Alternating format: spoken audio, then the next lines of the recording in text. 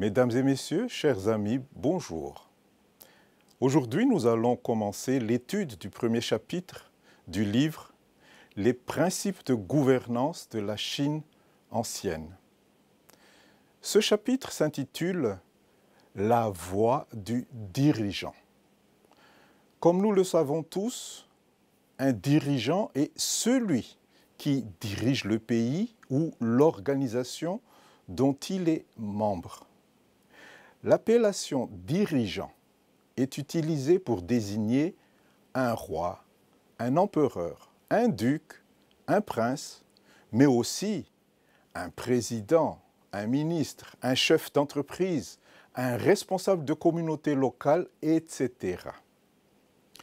Dans notre contexte spécifique, nous allons plutôt parler de dirigeants d'un pays à différents niveaux. Le dirigeant peut être un homme ou une femme et il ou elle dispose de pouvoirs formels qui lui sont donnés par la loi ou par les procédures de nomination. Disposer de pouvoir implique risque d'avoir de la tentation. C'est justement contre la tentation que le livre « Les principes de gouvernance de la Chine ancienne » met en garde les lecteurs dans le sous-chapitre qui s'intitule « De l'art de forger son caractère, résister à la cupidité ». La cupidité, en gros, c'est le désir immodéré de gain et de richesse. Le premier pas à effectuer pour entamer et suivre la voie du dirigeant, c'est donc forger son caractère et résister à la cupidité. Résister à la cupidité est le comportement primordial à avoir pour toute personne qui veut être un bon dirigeant. Ceci est vraiment d'une importance capitale car la cupidité est la racine de la mauvaise gouvernance en général. Le dirigeant doit apprendre et à être sensible aux impacts négatifs de la cupidité dans la gestion du pays et par la suite forger son caractère pour résister à cette cupidité. Voilà ce que Han Shu a dit dans le rouleau 19, volume 7. Près d'un millier d'années s'est écoulé depuis l'âge d'or des rois Cheng et Kang. De nombreux dirigeants ont tenté de les égaler, mais cette époque de paix et de prospérité est révolue. Les dirigeants n'observent plus la droiture et la morale dans leur gouvernance et nourrissent des désirs égoïstes au détriment de l'intégrité et la bienveillance. Les dirigeants doivent absolument garder la droiture et la morale pour que le pays soit prospère. Lao Tse dit dans le rouleau 34 « Rechercher excessivement la splendeur visuelle fausse la vision et empêche de voir au-delà des apparences. Chercher sans cesse l'excitation musicale engourdit l'audition et entrave la capacité à apprécier les subtilités des notes. Profiter avec excès d'une cuisine raffinée fausse le goût et empêche de se délecter vraiment des mets. Se vautrer dans le frisson de la chasse au gibier rend arrogant et cruel. Désirer des objets rares et précieux rend avide et conduit à agir sans scrupule. D'après Shang Shu, dans le rouleau 2, le roi Yu de l'Antiquité disait « L'obsession des femmes, de la chasse, du bon vin, du chant, de la danse et des résidences luxueuses où abondent les peintures et les sculptures inestimables représente pour un souverain le risque de causer la ruine de son pays. En effet, tout excès dû à la cupidité mène à la décadence personnelle et à la ruine du pays. Il ne faut pas non plus que le dirigeant soit pressé de jouir de la notoriété du pouvoir et accumuler à tour de bras les biens matériels. Voici ce que dit Wei Zi dans le rouleau 26, volume 2. En général, tout ce qui se développe trop vite s'écroule tout aussi rapidement, alors qu'un développement lent et régulier est plus assuré de produire des résultats favorables. Les plantes qui fleurissent en début de matinée se dessèchent et flétrissent dans la soirée, mais le pain, à la croissance lente, survivent dans le froid extrême de l'hiver. Ainsi, un homme de bien, c'est-à-dire un bon dirigeant, n'agit jamais à la hâte. Le dirigeant doit être bienveillant et vertueux. Ce sont des caractères fondamentaux nécessaires pour le développement du pays. Wen Zi dit dans le rouleau 35, « Un dirigeant qui mène son pays vers la ruine s'efforce en général d'élargir son territoire, mais néglige son devoir de bienveillance et recherche le prestige au détriment de la vertu. Ce faisant, il perd toutes les conditions qui peuvent assurer la survie de son pays et dirige inévitablement sur la voie de la destruction. Résister à la cupidité, c'est aussi résister à la quête de popularité excessive et au culte de personnalité.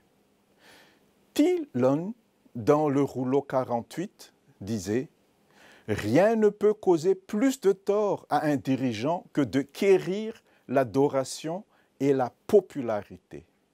S'il tombe dans ce piège, ses administrés n'auront aucun mal à connaître ses désirs et à s'y conformer. Être bienveillant et vertueux, être capable de forger son caractère et résister à toutes sortes de cupidité, voilà le premier pas à effectuer pour parcourir la voie du dirigeant. Le second pas à entamer pour parcourir la voie du dirigeant est être économe et diligent. C'est-à-dire être à la fois un bon gestionnaire de ressources, tout en étant capable d'élargir et d'agir avec rapidité et efficacité. D'après Han Shu, dans le rouleau 14, volume 12, les anciens disaient « Si l'agriculteur refuse de travailler, certains mourront de faim. Si une femme refuse de tisser, certains souffront de froid. La croissance de toute chose est limitée par les saisons. Si nous consommons aveuglément, les ressources s'épuisent tôt ou tard. Les anciens planifiaient donc méticuleusement pour assurer suffisamment de réserves et développement de la nation. » Le dirigeant doit être un bon planificateur et doit aussi se discipliner afin de restreindre ses propres envies. Zhen Yaolun dit dans le rouleau 47, « Se discipliner pour diriger un pays impose en premier lieu de restreindre ses envies. » Il est écrit dans le livre Li Ji, « Ne cédez pas au désir. » Les grands dirigeants travaillaient avec acharnement et vivaient frugalement, alors que ceux qui ont échoué étaient extravagants et dépensiers. Les premiers savaient retenir leurs désirs, tandis que les seconds leur laissaient libre cours. La vanité nous met en danger alors que la modération nous protège. Le troisième pas à suivre sur la voie du dirigeant, c'est maîtriser ses émotions. En effet, une grande charge de responsabilité implique inévitablement de grandes pressions et beaucoup de charges émotionnelles. Le dirigeant doit absolument maîtriser ses émotions. Dans le rouleau 50, Bao Pu Zi dit Un gouvernement qui applique des peines sévères avant d'énoncer clairement une interdiction ou déploie son armée pour envahir un pays voisin avant d'avoir établi de stratégies court à sa perte.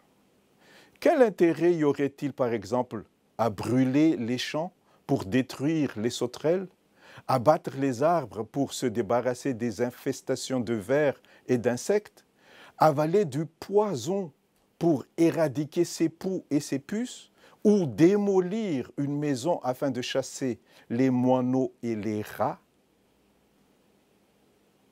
Et Han Shu, dans le rouleau 17, volume 5, de continuer, un dirigeant éclairé se soucie toujours du bien-être du peuple. Il ne saurait mener de vendetta personnelle au détriment de la justice publique. Les dirigeants doivent savoir balancer les émotions et la raison pour que ces décisions fassent passer l'intérêt du peuple avant ses propres intérêts et restent dans le cadre de la loi en vigueur. Le quatrième pas à entamer pour suivre la voie du dirigeant, c'est promouvoir les bonnes œuvres.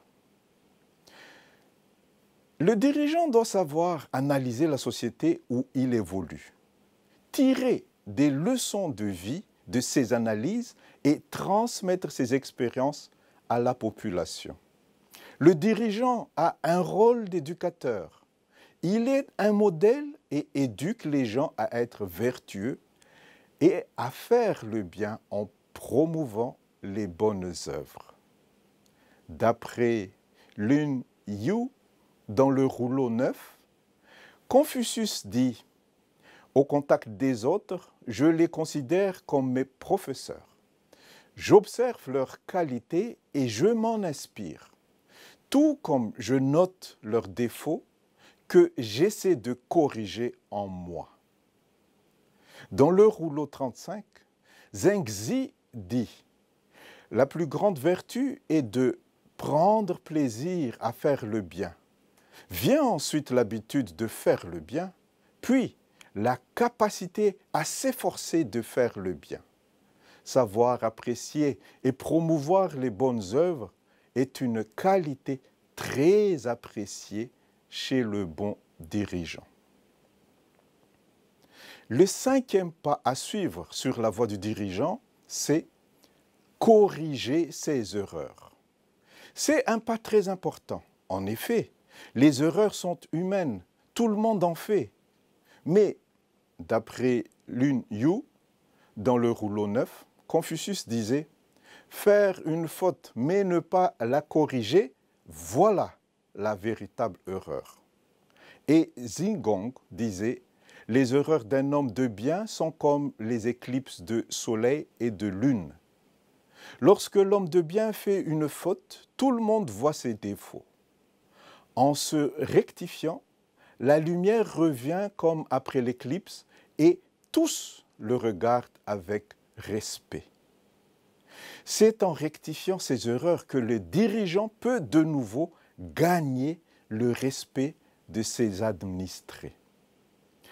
Mais avant de rectifier quoi que ce soit, il faut d'abord que le dirigeant soit conscient qu'il a fauté ou qu'il a fait des erreurs. Dans le rouleau 17, volume 5, Han Shu dit « Les gouvernements des anciens rois sages comptaient des historiens chargés de consigner les erreurs commises par les dirigeants et des musiciens qui composaient des ballades à partir de ces erreurs.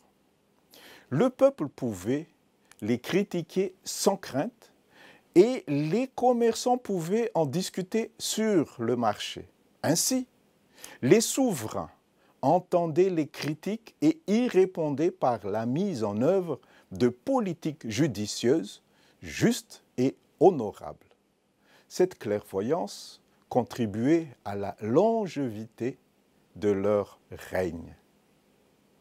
Le dirigeant doit savoir écouter les critiques, que ce soit des critiques positives ou négatives, et accepter de tirer les leçons des défaillances ou des échecs. Ici, les principes de gouvernance de la Chine ancienne parlent très clairement de la liberté d'expression. Loin de dénigrer cette liberté d'expression, ce texte affirme que c'est un outil fondamental pour aider les dirigeants à être conscients de leurs erreurs pour qu'ils puissent les rectifier par la suite. Ceci étant, la pratique de cette liberté d'expression doit se faire dans le respect strict des lois en vigueur, dans le but d'amélioration de la situation, mais pas l'inverse. Yu Zi nous met en garde en disant dans le rouleau 31, « Notre plus grosse erreur serait de connaître nos défauts, mais de refuser de changer au détriment de notre santé physique et mentale, jusqu'à en perdre la vie. » Le vrai dirigeant doit avoir l'humilité d'accepter ses erreurs et le courage de les rectifier, même si c'est difficile, comme d'après Zhong Lung dans le rouleau 46. Disait, les anciens sages disent, deux choses sont difficiles à accomplir dans la vie. L'une est de reconnaître ses erreurs et de les corriger. L'autre est de savoir quand critiquer et corriger les erreurs d'autrui. Le sixième pas à entamer sur la voie du dirigeant, c'est la piété filiale. D'après Qiang Jing, dans le rouleau 9, Confucius dit « Celui qui aime ses parents n'oserait haïr personne. Celui qui les honore n'oserait mépriser qui que ce soit. Le Fils du ciel, c'est-à-dire le roi, prend soin de ses parents avec amour et respect pour donner un exemple de vertu à son peuple ainsi qu'au monde entier. » Dans le livre Shangshu, Liu Xing explique « Quand un souverain respecte et aime ses parents, ses sujets lui font confiance et la nation jouit d'une stabilité durable. » Chers amis, c'est une révélation. Il y a un lien direct entre le respect des parents par le dirigeant et la stabilité durable du pays, donc le développement d'une nation. Ce qui est étonnant ici, c'est la proximité de ce propos de Confucius avec le texte biblique dans l'Exode 20:12 qui dit « Honore ton père et ta mère afin que tes jours se prolongent dans le pays que l'Éternel ton Dieu te donne. » La notion de piété filiale englobe toute la famille. Voici ce que dit Kong Jia Yu dans le rouleau 10. Les rois sages de la dynastie Jia, Shang et Zhou aimaient et respectaient leurs épouses et leurs enfants pour plusieurs raisons. Leurs femmes étaient en charge des rites de commémoration des ancêtres, des soins aux parents du roi et de l'éducation de ses successeurs. Quant aux enfants, ils étaient les héritiers du roi. Comment le roi aurait-il pu être irrespectueux envers sa femme et ses enfants? Un roi respecte tout un chacun. Une personne doit d'abord se respecter elle-même, car sa vie est une extension de ses parents. Comment pourrait-elle ne pas se respecter elle-même? Le non-respect de soi blesse les parents. Blesser ses parents équivaut à blesser ses racines. Et lorsque la racine est endommagée, les branches se meurent. Les roturiers, qui, comme le roi, ont ces trois choses, eux-mêmes, une femme et des enfants, suivent naturellement l'exemple du roi.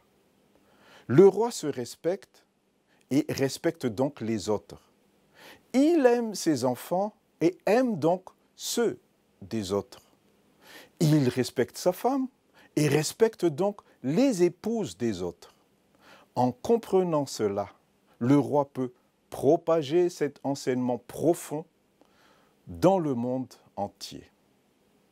En effet, c'est un enseignement très profond que le véritable dirigeant doit connaître. Ceci étant, Hu Han-shu, dans le rouleau 24, volume 4, met en garde le dirigeant sur un point très précis. Voilà ce qu'il dit. Même s'il aime profondément ses parents, un dirigeant doit maintenir son autorité sur eux afin d'éviter qu'ils ne deviennent arrogants et irrespectueux. Ceux-ci bénéficient d'un statut privilégié, mais doivent se conformer à la loi qui refrène les comportements outrageux et les abus. Chers amis, nombreux sont les dirigeants déchus à cause des abus de leurs proches qui sapent leur respectabilité. C'est la responsabilité du dirigeant d'asseoir son autorité sur ses proches pour éviter le pire. Ainsi s'achève notre séance d'aujourd'hui. Je vous donne rendez-vous très bientôt pour la suite de ces émissions sur les principes de gouvernance de la Chine ancienne. Merci de votre fidélité et à la prochaine. Merci.